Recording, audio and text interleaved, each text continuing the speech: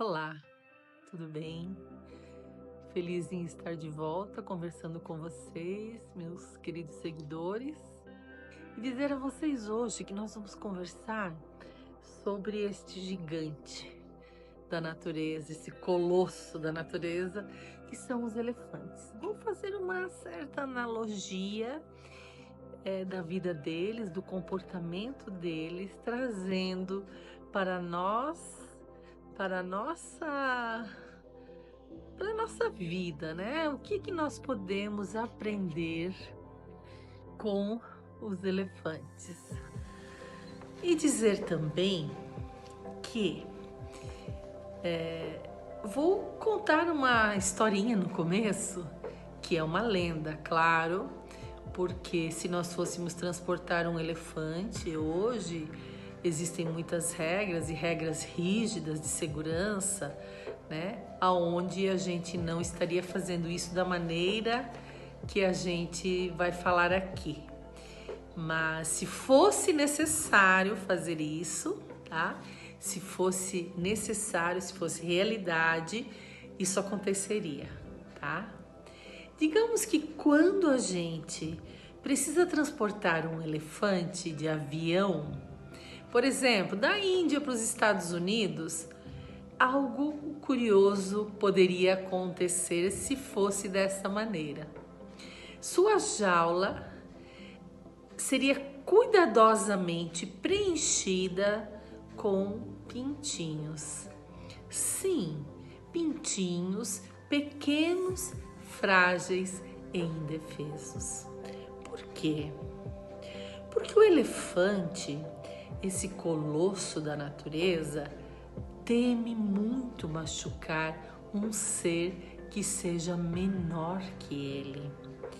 E durante todo o voo, o elefante permaneceria absolutamente imóvel, não por medo, não por ordem, mas por consciência. E assim, o avião manteria o equilíbrio durante toda a sua viagem. E é assim que o mundo conhece pela primeira vez a grandeza deste gigante. Vivemos em tempos de muito ruído, de pressa, de força exibida e não contida. O mundo celebra a velocidade, a esperteza, a vitória a qualquer custo, mas esquece a grandeza do invisível. Aquela grandeza que não brilha nos palcos, aquela que repousa no silêncio da consciência. Talvez por isso, essa história do elefante e dos pintinhos possa até nos comover hoje. E intrigados com essa delicadeza, em outras atitudes e tudo mais, os cientistas, eles analisaram o cérebro do elefante e descobriram algo muito raro: células fusiformes.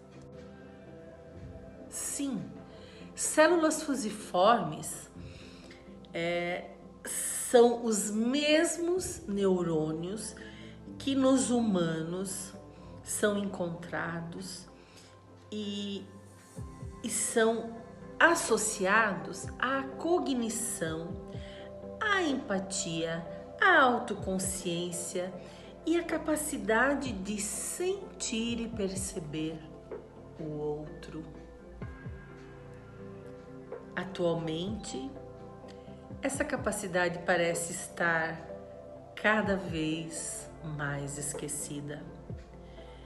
Nós vivemos conectados por fios invisíveis, muito fininhos, nem percebemos a presença deles, mas também estamos desconectados nas emoções.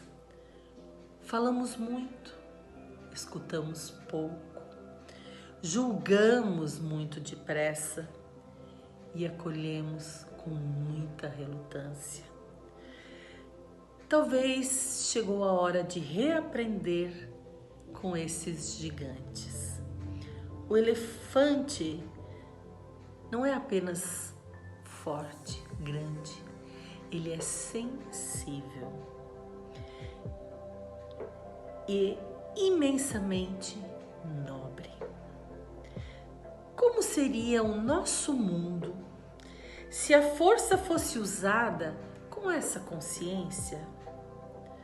Hoje a força se exibe, compete, se impõe, mas o verdadeiro poder não precisa de palco.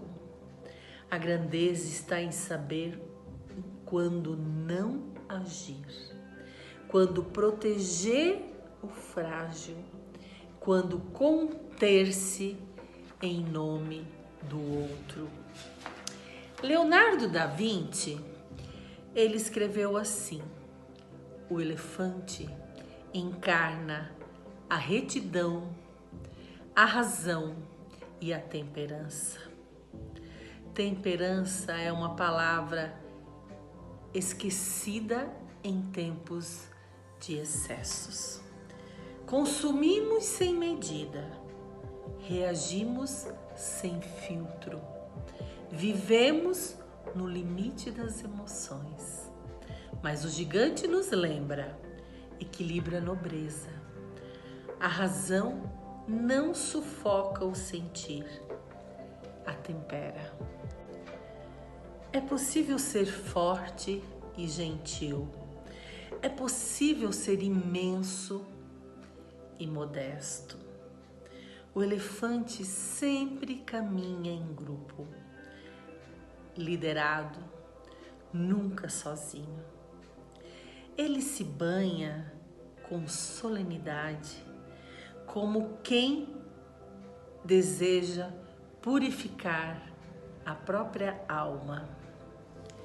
Ele é modesto porque ele acasala longe dos olhos dos demais. Ele não se acasala em público. E antes de voltar para a manada, ele se lava e encontra os outros pelo caminho, move os mais indecisos com sua tromba, com delicadeza e sem ferir ninguém. E agora, a atitude mais maravilhosa, humilde, que esse gigante tem. Quando ele sente que vai morrer, afasta-se em silêncio, não por covardia, mas para poupar a manada da dor. Que lição para um tempo em que o ego grita mais alto que o bem comum. Vivemos cercados de pessoas, mas isolados emocionalmente. Cultivamos a aparência e esquecemos da essência. O elefante nos lembra: somos parte de um todo e o cuidado com o outro é o maior ato de amor. 3 virtudes que, mesmo entre os homens, tornam-se raras: a compaixão, a modéstia e o amor. Mas talvez ainda possamos reencontrá-las. Talvez no silêncio de um voo, no gesto contido de um gigante, possamos lembrar que o verdadeiro poder não é dominar, é proteger. Que possamos ser, cada um de nós, gigantes na consciência.